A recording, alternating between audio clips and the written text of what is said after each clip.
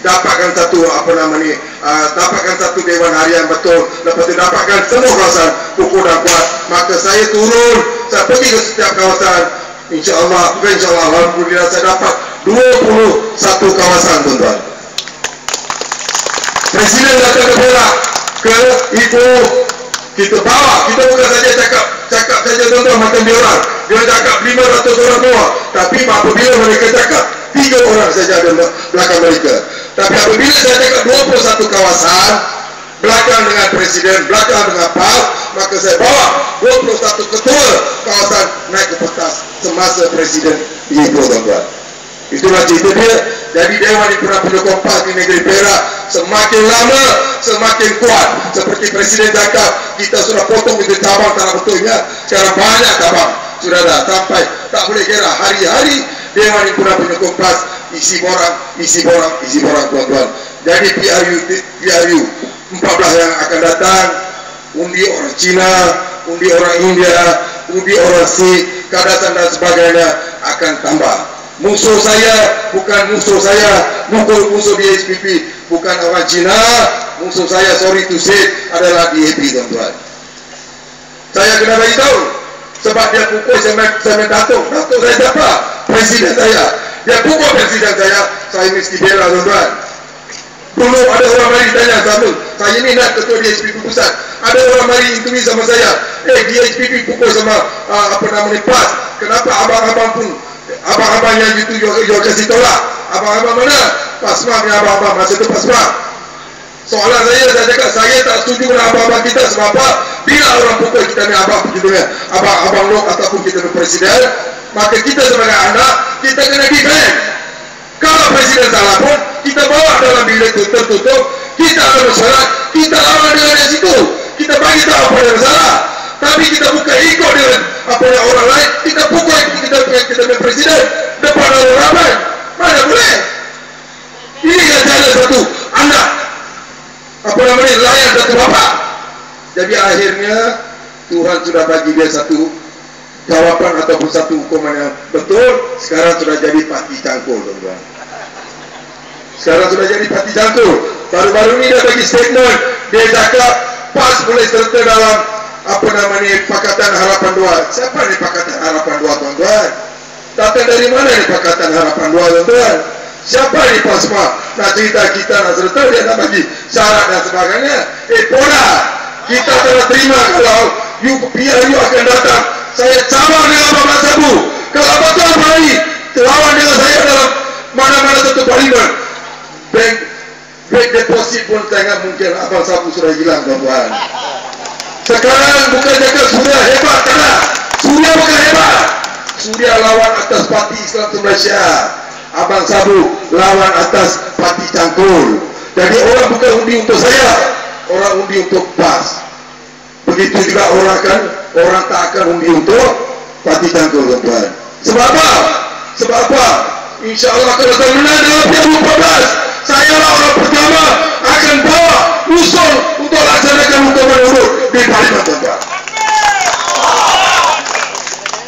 Ini saya janji, tuan-tuan. Saya bukan nak cek, tuan-tuan, tempat saya tahu. So, bulan 11, bulan 4, 17 dengan 18 hari bulan di Kelantan, saya dijemput, saya dibagi taklimat, saya dalam Dewan Kelantan. Saya tahu apa sebenarnya aku, dan saya tahu apa itu sebenarnya hidup, tuan-tuan. Dulu saya malu, dulu Abang Sabu, lagi-lagi saya sakit hati abang saya, Nizar Jamaluddin, tuan-tuan. Cakap nama dia bukan semua, tuan-tuan. Jadi cakap nama dia pun sakit hati lah, tuan-tuan. Abang, dulu kita makan sekali, minum sekali, ceramah sekali, lawan sekali, semua sekali. Hidup Melayu, betul hidup Melayu. Hidup Islam, betul hidup Islam. Kita nak laksanakan hidup, cakap dia, tuan-tuan. Akhirnya sekarang ikut dengan DAP, dia cakap kita tak boleh sokong untuk laksanakan hidup dan sebagainya, tuan-tuan. Itu cara dia cakap, tuan-tuan. Jadi kalau bermakna dia mementingkan diri dia sendiri. Dia tak mementingkan perjuangan dia, bukan perjuangan dia. Rakyat coba itu tak perjuangan. Kalau perjuangan dia betul, rakyat selamat, tuan-tuan. Jadi dengan apa yang saya dapat tahu sekarang, tuan-tuan, sebenarnya betul-betul derhaka dulu. Cakap dengan Sultan saya derhaka, betul saya setuju itu itu dalam Sultan dalam di istana. Apa dia cakap tu? Betul. Tapi sekarang kalau cakap dengan rakyat, derhaka tu betul-betul derhaka lah. Itu jahat dia cakap lah tuan. Kalau dulu di Sultan, saya tak setuju betul. Di istana. Tapi di luar dia derhaka kepada rakyat. Sebab apa? Dia ini untuk saya misalnya, dia sekarang sudah jadi boneka kepada Barisan Nasional UMNO. Kalau dia betul saya berkata rakyat, dia betul saya kepada rakyat, dia tak akan pecahkan Pakatan Rakyat tuan-tuan.